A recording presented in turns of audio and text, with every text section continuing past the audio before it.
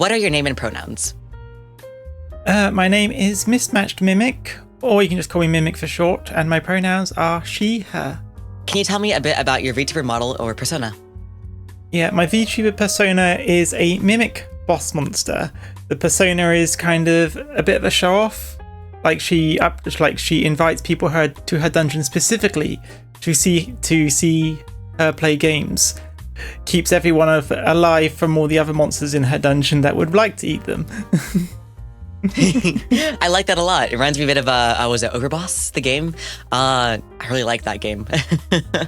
If only you could invite people to your dungeon to come play games. Yes. Yeah, stuff like that and Dungeon Keeper and War for the Overworld. Those things were my big inspirations for that.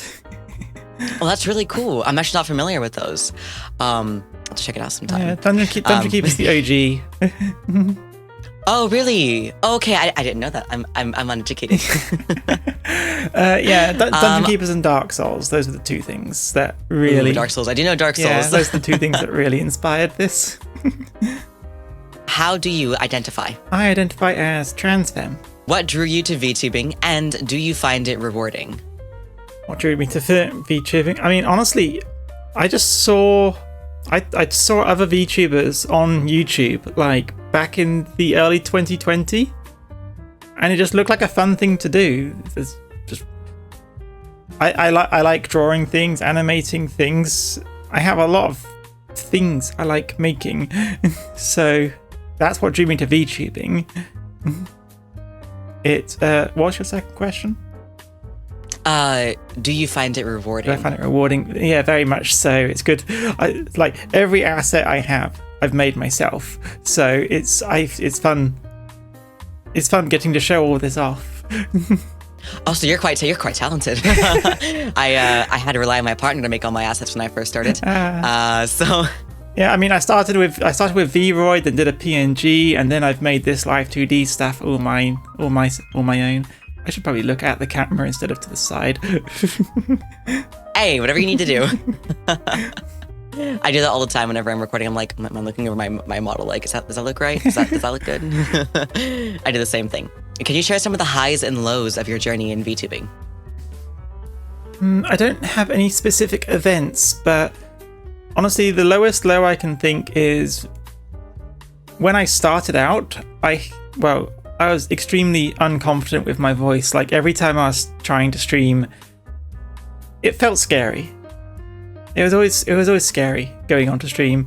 And now these days, when I go to stream, I don't feel that fear anymore, which always feels nice. And those are like the main things I remember. Don't have any. Is there anything that contributed to that fear kind of dissipating over time, or was it just like time was what caused the healing? It was honestly time. Honestly time. Just the more I got used to it, the more, because obviously I was a very stay hidden. No, not hidden, but keep to myself kind of person. So the idea of putting myself out there in public and all that was scary. But obviously, the more I did it, the more I got used to it. And thus, the less scary it got, the more confidence I got, and the more entertaining it became. It did take a few tries for me to actually get over it. Like, I tried VTubing back in 2021, then didn't touch it for most of... I did that for a few months, then didn't touch it until 2022. I think I went on until I had to go on a hiatus due to health, and then I started making this model. At that point, once I started making the model, it was clear I was hooked. I was just enjoying doing this. Oh yeah, man. You've been VTubing way longer than I have. I started it in 2022, but I didn't take it super seriously until like last year. So I would say I hadn't been taking it seriously until this year. So. Hey, I mean, it takes time, right? If it starts out as a hobby and you're like, I really like this, I kind of want to make it a career. And then you're like, oh, well, I can take it more seriously now. To be honest, I'm not even making the streaming a career. I'm actually trying to become a live 2D, modeler person to actually make my money. The VTubing is still a hobby, as it were. It's what I do. It's what I do in the evenings when I usually would play games anyway. And yeah, the thing I'm trying to do is actually, become a artist rigger type person. Yeah, that's awesome. Yeah, have to keep an eye out for your rigging and art and artwork then. That sounds really cool. Yeah, I haven't had any commissions yet, but so yet. That's always a yet, yeah, right? Yeah, I'm working on the getting my name out there part of it. Hey, I mean, it's always a process, but I'm sure you'll get through it, and someday everyone will know your name. I guarantee it. It's hoping. Would you say that VTubing has helped you discover more about yourself? To be fair, when I started VTubing, as far as the trans identity and everything went, I was already pretty solid in my identity. Like I'm probably over 10 years into my trans journey at this point. I am well established on that. So it's more been the main thing it's helped me with is getting over my voice dysphoria, because obviously I didn't like my voice. But using it more encouraged me to actually practice and get better at using it, and I don't have that much voice dysphoria anymore. As far as my identity goes, the model itself is an expression of the identity I'm already comfortable in. So. Well, that actually leads me to my next question then. How did you ensure that your model represented you as a person? Yeah, it has a fair few things that are based off, my real life. The hair, the general body type and stuff like that. So it's, a fantasy version of myself. Hey, I like that. Yeah. And it's something a lot of us do. Also, sorry for my stutter. I'm pretty sure I'm stuttering a lot of worse us than do. I'm always gonna be self-conscious of it. I'm gonna be like, oh man, am I stuttering again? Okay, so we have to reword this. I have to reword this next part kind of oddly because it's a very oddly worded question. What would you say to somebody who was looking into VTubing to present themselves as their truest self through VTubing? Oh, that's a a weighted question.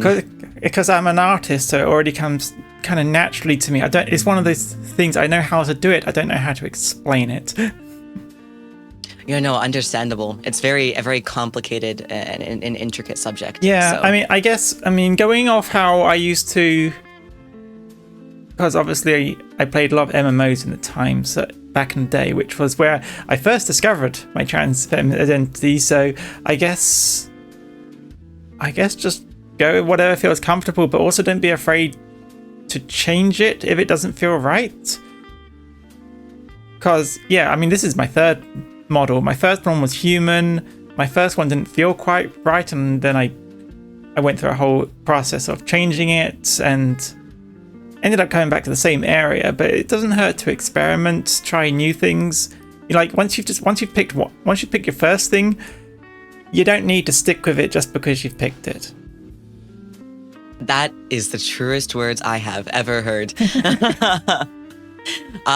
Then, for the last question, and this is not really on the record either, is there anything else that you want people to know about your journey being transgender in the VTubing space?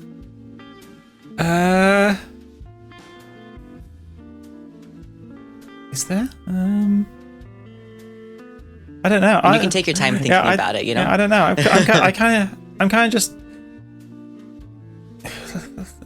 like I'm very open about my trans identity. Sort of like, just to be clear, I didn't pick my colors out of the trans flag. They ended up just working together. I didn't even realize the blue and pink just kind of work together, but it wasn't an intention to make it a whole trans thing. Just to get that clear, but. It's one of those things where I'm just sort of like, I'm very open about it, but I'm kind of just I just want to be a trans person existing out there for people to see, but I'm not really making a big thing of my trans journey, I guess. It's sort of like, I've done the journey. I'm just vibing. I mean, yeah. That's completely valid. I mean, not everyone makes, when I first started out VTubing, I was very like ambiguous. So I was like, yeah, I'm not either, or you can just call me whatever. Because like I have been through my own journey, for the past like 6 years, I think now. And I originally thought I was trans male. And then I I ended up discovering partially through VTubing, but partially through lots of trial and error in my real life, that I was in fact gender fluid. And so when I first started out VTubing, I was worried of being judged for that, right? Right. So I was not honest with my community, and I was like, oh yeah, well, you can just call me whatever you want to call me. I don't care how you perceive me. I'm not going to talk about my real gender here. So for a while I didn't do that. It's only within the past year, in fact, that I started being open about my identity. So to meet somebody like you who's been pretty comfortable in their identity and is very open about it and has been very open about it their entire career is honestly really inspiring. And I think a lot of other people will find that very inspiring as well. Cool. Glad to hear it. I really appreciate you taking the time to talk with me. Is there anything else that you wanted to say at all? Yeah, I suppose my journey's been fairly simple because I came into this with, well, my journey already done. I'm just here as a trans person just doing their thing. Hey, and there's no shame in that at all. Seriously.